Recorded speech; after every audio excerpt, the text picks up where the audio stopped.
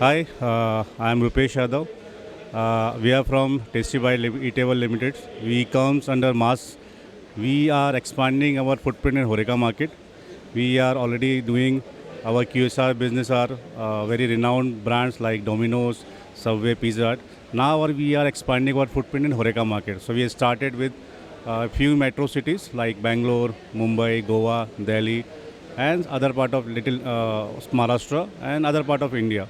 Now, which comes to, we have the category which caters to the HoReCa market, which is one is in frozen category and other is in ambient category.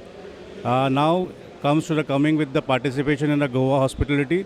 Yes, it is give us a very good platform where other customers and the relevant customer from HoReCa industry comes and we show our product range to them and which help us to reach out to them. Thank you.